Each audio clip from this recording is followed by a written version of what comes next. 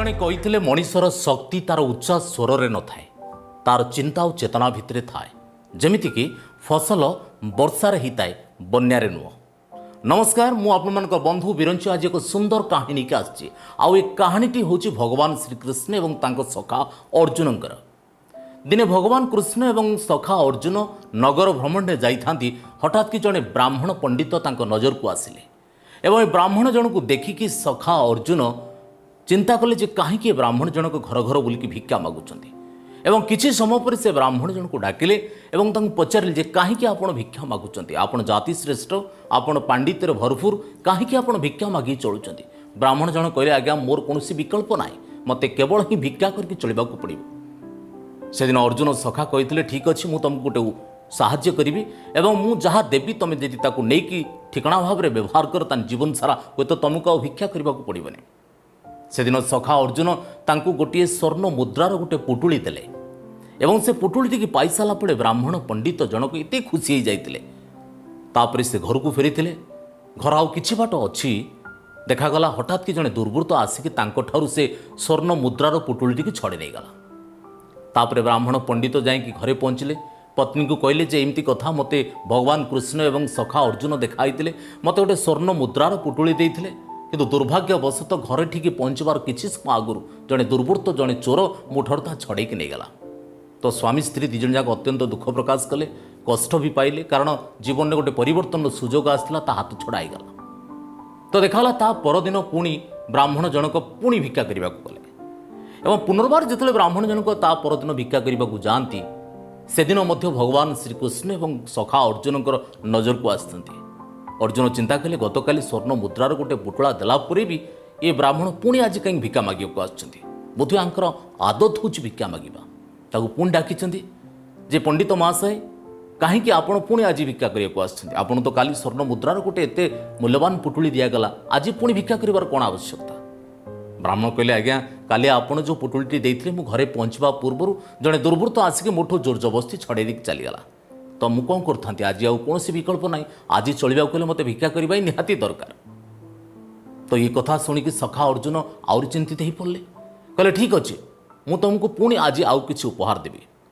एवं आज जहाँ देवी ताकू ता गतकाली ठार आहुरी मूल्यवान आकु किंतु तुम्हें अत्यंत संदर्पण नहीं सुरक्षित भाव में रखिबो आउ जीवन सारा तुमको भिक्षा मागिबा पड़ोनी। तो देखागला सखा अर्जुन गोटे मूल्यवान मोती देले ब्राह्मण पंडित एवं मोतीटी पाई सारा पर ब्राह्मण अत्यंत उत्फुल्लित हो गले आउ संतर्पण अत्यंत सतर्कतार सहित ताको नहीं घर को गले एवं घरे पहुँचिकी पत्नी के डाकी कहले आज पुनर्बार मते सखा अर्जुन आउ एक उपहार देइचंती आउ ता होची मूल्यवान मोतीटी आमे जदि या सुरक्षित भाव में रखते आमको जीवन सारा किसी कष्ट करने पड़ोनी कि भिक्षा मागे पड़ोनी। तो यही समय भितर पत्नी किसी कार्य व्यस्तता भितर रही एवं ब्राह्मण पंडित चिंता कर रखी कौटी मो घरे कारण जेहेतु गोटे थर दुर्बृत्त मो ठार स्वर्ण मुद्रार पुटुली छड़े नहीं हे तो सी पुणी काले मो पाखे आउ कि थी भाविकी आउ जदि घर को आसे ताने हे तो ये मोती को सी नहीं जापे। तेज ब्राह्मण पंडित ये मोतीटी को गोटे माटीर बड़ माठिया भितर गोटे परित्यक्त कि घरे थिबा गोटे माठिया भितर ही नहीं रखी से भाई माठिया भितर रखिदे ताने ताकू कहीं देखिपारे नहीं आउ सतकू सत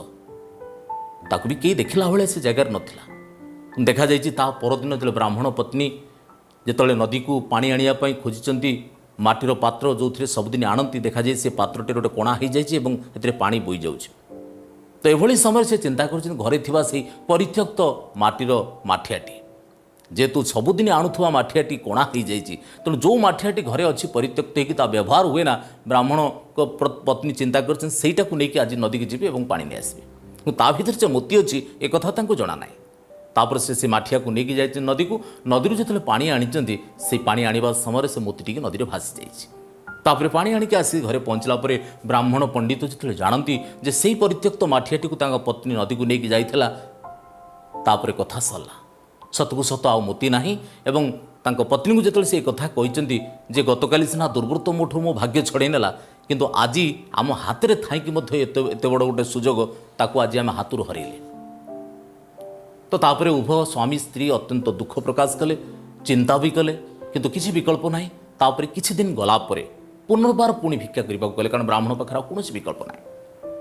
तापर जो पुणी ब्राह्मण भिक्षा करने को गले पुणी सखा अर्जुन आउ भगवान कृष्ण नजर आसिले अर्जुन से दिन देखिए पुणी आश्चर्य गले स्वर्ण मुद्रार पुटुली दिगला मोती दिगला ता सत्वे मध्य ये ब्राह्मण पुणी भिक्षा करने आसपर डाक पचारे पुनर्बार कहीं तुम भिक्षा करने आसदिन ब्राह्मण एक कहले जे आज्ञा मुझे रखी दुर्योग को मो पत्नी जिते नदी को जाती पानी आने से माठियाटी नहीं पानी रे मोतीटी भासीगला। तो ये सब कथा देखला पर भगवान श्रीकृष्ण से दिन कहले ठीक अच्छे तुम आदौ व्यस्त हो ना मु गोटे किसी व्यवस्था करुँच। तापर भगवान कृष्ण तांको दुईटी मुद्रा देले एकदम साधारण मुद्रा जार मूल्य किसी ना एवं से मुद्रा को देखी ब्राह्मण कौच जो मत स्वर्ण मुद्रा मिली मोती मिली मुझे कौन कार्य लगे पारने ये सामान्य मुद्रार मूल्य कौन आपको कौन नहीं करेंगे किंतु किसी न कही पारिकी भगवान कृष्ण से उपहार को से नहीं घर को फेरी बाटर फेरला बेले देखा जाए जो नदी ता स्त्री पानी आने को जाती प्रत्येक दिन जो नदी को तांको पत्नी पानी आने को जाती से नदी कूले कूले आसुच्च हठात के देखला जड़े धीवर माछ धरुचे एवं माछ धरला बेले जो जाल से माछ धरुची गोटे माछटी से जाल भितर पड़ी छटपट हो हठात कि ये दृश्य ब्राह्मण नजर को आसी ब्राह्मण भावी ये माछटी ये जो कष्ट पाँच किए नहीं कि काटिकी खाइब ता जीवन जीव तेणु ये जो मुद्राटी मत भगवान कृष्ण दे तार बा मूल्य के करी नहीं कौन तो यही समय से चिंता कर धीवर जन को से पैसाटी देकी ता विनिमय से माछटी आने और ताकू नहीं पुनर्बार से पानी रे छाड़देवे अति कम ये पैसा गोटे जीवन बंची जाओ सतु सत से ही है धीवर को से पैसा जाचिले और कहले जे यही पैसा नहीं कि मत से माछटी दियो तापर धीवर जन से माछटी देलापर ब्राह्मण जनक से माछटी धरिकी किछि बाट आगू गलापर गोटे नदी घाटे पहुँचिकी जोठी जोठी पत्नी प्रायतः पानी आणती से घाटे पहुँचिकी से माछटी को पानी रे छाड़देले किंतु पानी रे छाड़वा पूर्व ये धीवर पाखु जो माछटी नेले ब्राह्मण का हाथ में जो कमंडल जो से भिक्षा संग्रह करती से कमंडल भितर टिके पानी पूरेकी से माछटी की छाड़देले ताकू धरी धरिकी से गले और से नदी घाट पाखे से माछटी को लेकिन से पानी रे भसेदेले पानी रे भसे देकी जिते से आसती हठात कि देखा जाए से कमंडल भितर कौन गोटे चकचक करुँच कमंडल भितर चकचक करुवा जिनस को देखला बेलू सहीटा हूँ से मोती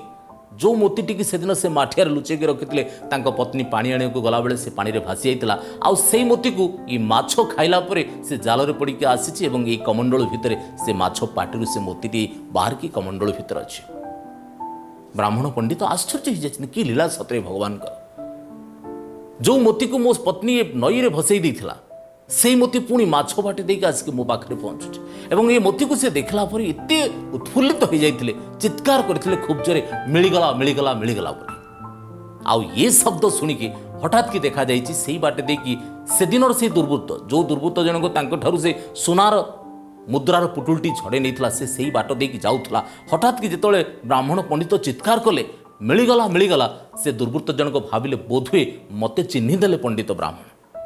मुही चोरी करी बोली मु बोधे मिलगली यही कथा चित्कार कर शुणिकी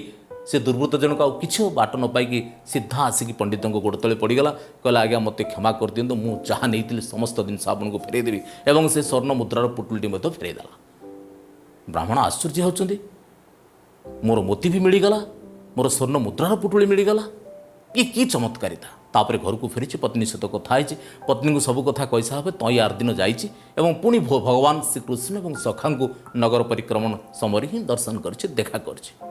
पचार प्रभु ये कि लीला आपणकर मु बुझीपारुनी ये सब केमती कौन है मोर स्वर्ण मुद्रा हजि जाइथिला मोर मुक्ता भी मोतीटा भी हजि जाइथिला किंतु मु गोटे सामान्य माछ को आपण देइथिबा मुद्रा रे किणिकी नौ नौ देखाला से मोती भी पाइले और से स्वर्ण मुद्रार पुटुलटी पाइले से दिन सखा अर्जुन भगवान को पचार भगवान सखा आपणकर ये कि लीला मु किछि बुझीपारुनी ये केमती सब संभव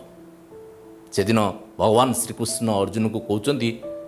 जे सबकि संभव हो केवल मनुष्यर कर्म आउ तार चेतना को नहीं तार चिंता को नहीं जिते तुम्हें ताको प्रथमे ये स्वर्ण मुद्रार जो पुटुलटी ताको देइथिल तुम्हें जिते स्वर्ण मुद्रार पुटुलटी देइथिल से दिन से स्वर्ण मुद्रार पुटुली पाइक ब्राह्मण जनक ता निजको नहीं बहुत व्यस्त हो पड़ा केमती चलि केमती करी मो पिला मो परिवार मोर जीवन सबकि परिवर्तन होगा तापर तो मुक्ता दल से समान चिंताधारा थिला କିନ୍ତୁ ମୁଁ ଯେଉଁଦିନ ଦୁଇଟା ସାମାନ୍ୟ ମୁଦ୍ରା ଦେଲି ସେଦିନ କିନ୍ତୁ ଏଇ ପଇସାକୁ ନେଇକି ତା ଜୀବନରେ ଲଗେଇକି ତା ଜୀବନର କିଛି ବିକାଶ ହେବ କିଛି ପରିବର୍ତ୍ତନ ହେବ ଏକଥା ସେ ଚିନ୍ତା କରିନଥିଲା। ବରଂ ଗଲାବେଳେ ଗୋଟେ ସାମାନ୍ୟ ମାଛର ଜୀବନକୁ ବଞ୍ଚାଇବା ପାଇଁ ସେ ପଇସାକୁ ସେ ବିନିମୟ କରିଦେଇଥିଲା।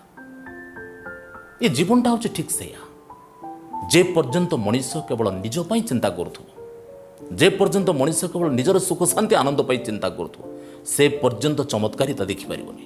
ଆଉ ଯେତେବେଳେ ସେ ଅନ୍ୟ ପାଇଁ କରିବା ପାଇଁ ଚିନ୍ତା କରିବ, ଅନ୍ୟକୁ କିଛି ଦେବା ହଉ, ଅନ୍ୟ ପାଇଁ କିଛି କରିବା ହଉ, ସେତେବେଳେ ଏହି ପ୍ରକାର ଚମତ୍କାରିତା ଦେଖାଯାଏ ଯାହା ସେଦିନ ଏଇ ମାଛ କିଣିବାକୁ ଯାଇକି ମୋତି ମିଳିବା ଆଉ ମୋତି ମିଳୁ ମିଳୁ ସେ ହଜିଯାଇଥିବା ସୁନାର ମୁଦ୍ରାର ପୁଟୁଳି ମିଳିବା। ଦର୍ଶକ ବନ୍ଧୁ, କାହାଣୀଟି ଗୋଟେ ଛୋଟିଆଟି ଏବଂ ଏହା ଏକ ପୌରାଣିକ କଥାବସ୍ତୁ ଉପରେ ନିର୍ଭର କରେ ବା ଏ ପୌରାଣିକ କଥାବସ୍ତୁ ଉପରେ ପର୍ଯ୍ୟବେସିତ, କିନ୍ତୁ ଏ ଘଟଣାଟି ଆମ ଦୈନନ୍ଦିନ ଜୀବନରେ ଘଟେ। ଆମେ ଅନେକ ସମୟରେ ଆମ ନିଜକୁ ନେଇକି ଭାରି ବ୍ୟସ୍ତ ହଉ।